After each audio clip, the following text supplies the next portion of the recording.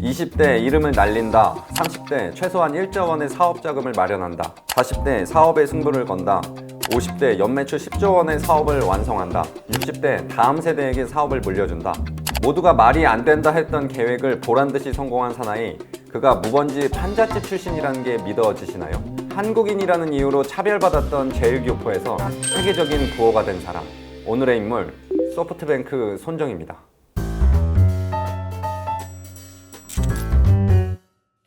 셀럽에게 배운다 셀럽파이어의 이원광 기자입니다. 여러분은 올해 초 세운 계획 잘 지키고 계신가요? 손정희는 19살에 50년 계획을 세우고 그 계획을 전부 이뤄냈다고 합니다. 특히 30대에 1조 원의 사업 자금을 마련한다는 것은 생각만으로도 어려워 보이는데요. 그렇다면 손정희의 어린 시절은 어땠을까요? 손정희의 시작은 1957년 8월 11일 일본 사가현 도수시 무번지입니다. 말 그대로 번지가 없는 곳, 무번지 판잣집에서 태어났습니다. 손정희는 대구에서 넘어온 조부모를 둔 자이니치 3세였습니다. 아버지가 파친코, 요식업, 부동산 사업으로 경제적 기반을 이루지만 손정희의 어린 시절은 녹록지 않았습니다. 나는 한국인이야. 사이가 틀어질까 말하지 못했어. 친구들에게 고백했던 일화는 사춘기 시절 손정희의 고민을 짐작하게 합니다. 손정희는 1973년 여름 UC 버클리 어학연수에서 국적 따위는 신경 쓰지 않는 캠퍼스 문화에 건강한 충격을 받습니다. 한국 국적이니까 일본에서 대학을 나와봤자 크게 인정받기 어렵겠죠. 손정희는 1974년 2월 미국으로 떠나고 글로벌 리더로서 첫 발을 뗍니다. 드디어 대학에 입학한 손정희, 경제학부에 진학한 그가 어떻게 IT 회사를 차리게 됐을까요? 이때 손정희는 과학 잡지 퍼퓰러 일렉트로닉스 속 한 장의 사진에 정신을 뺏깁니다. 그 유명한 인텔 i8080입니다. 살면서 가장 감동한 순간이었다. 손정희의 머릿속에 정보혁명의 씨앗이 심어진 순간입니다.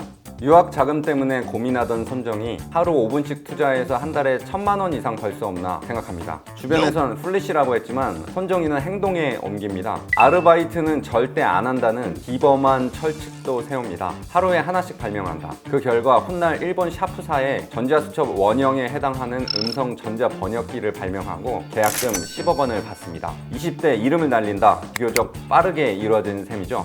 어머니와 약속을 지키기 위해 일본으로 돌아온 손정희, 한국 이름을 사용하기로 합니다. 그를 걱정하는 가족들의 반대는 당연했습니다. 있는 그대로 저를 인정받고 싶었다. 도망치기 싫었다. 어쩌면 세계 재패라는 대의와 비교하면 출신과 차별은 손정희에게 가벼운 것일지 모릅니다. 손정희의 의연함과 자신감이 읽히는 대목입니다.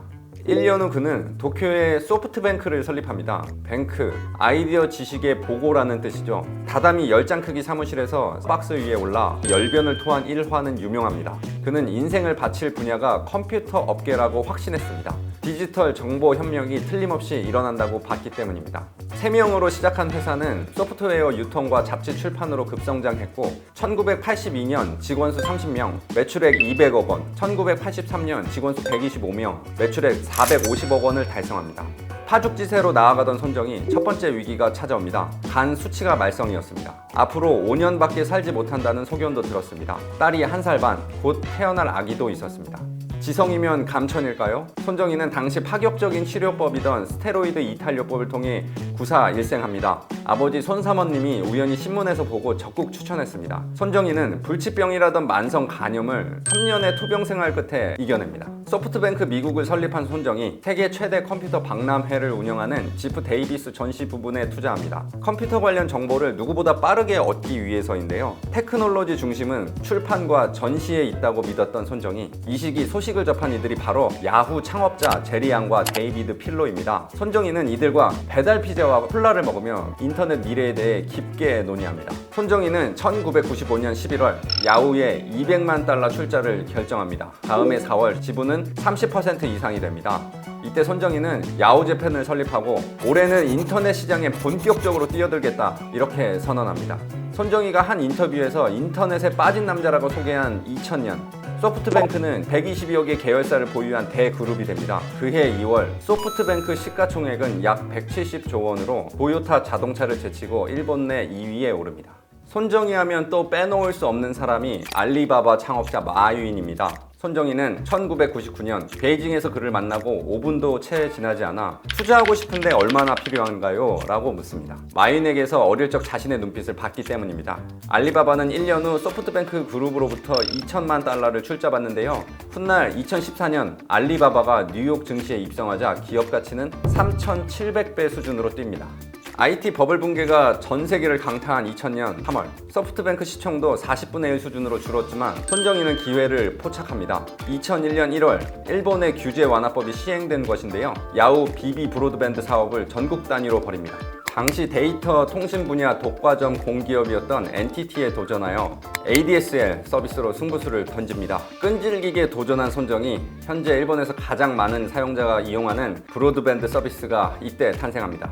손정희 다음은 어디였을까요? 지금 여러분 손에 들려있는 그것, 손정희의 시선은 모바일로 향합니다. 그는 휴대전화가 PC보다 뛰어난 능력을 지닐 것으로 예견합니다. 소프트뱅크는 2006년 영국의 이동통신업체 보다폰 재팬을 인수합니다. 이후 손정희는 스티브 잡스와 만나 일본 내 아이폰 독점 판매권을 확보하고 보다폰 재팬은 일본을 대표하는 이동통신사 반열에 오릅니다. 손정희는 2016년 8월 영국의 반도체 설계 회사인 암도 인수합니다. 스마트폰과 자동차용 CPU의 핵심 기술을 보유한 암. 손정희는 2020년 9월 암을 미국 반도체 회사 엔비디아에 매각하기로 합니다. 다음 AI 시대를 생각하면 엔비디아의 GPU와 암의 CPU를 같이 설계해야 한다는 판단입니다. AI 시대에 필요한 칩은 암과 엔비디아의 생태계의 융합을 통해 만들 수 있다는 것이죠. 해당 M&A는 독과점 규제에 가로막혔고 현재 손정희는 암의 뉴욕 증시 상장을 추진 중입니다. 올해 가장 주목받는 IPO입니다. 그는 2017년 1000억 달러 규모의 비전 펀드를 구성했습니다. 정보 협력의 다음 단계인 AI 혁명을 짊어질 기업을 발굴하고 전폭적인 지원을 하기 위해서입니다. 자신의 투자는 AI 혁명을 위한 선택이라고 강조합니다. PC 네트워크, 다음은 인터넷, 그 다음은 모바일, 그리고 AI. 인텔 칩을 보고 잠을 설쳤던 19살 청년의 정보 혁명 여정. 매 순간 비전을 쫓아 다음 10년을 위해 몸과 마음을 쏟았습니다. 실제 매출의 99%가 소프트웨어 유통과 출판, 전시회에서 발생할 때도 인터넷을 파고들었죠. 아마도 손정희의 정보혁명은 이미 AI를 넘어 다음 역을 향하고 있을지 모르겠습니다. 손정희에 대한 콘텐츠가 많습니다. 저희는 뜻을 높게 라는 손정희 정신을 구독자 여러분들과 이야기하고 싶었습니다. 오늘도 각자 삶에 최선을 다하는 여러분, 경제적 자유를 위한 지름길 무엇일까요? 오늘 셀럽파이어의 주인공 손정희였습니다.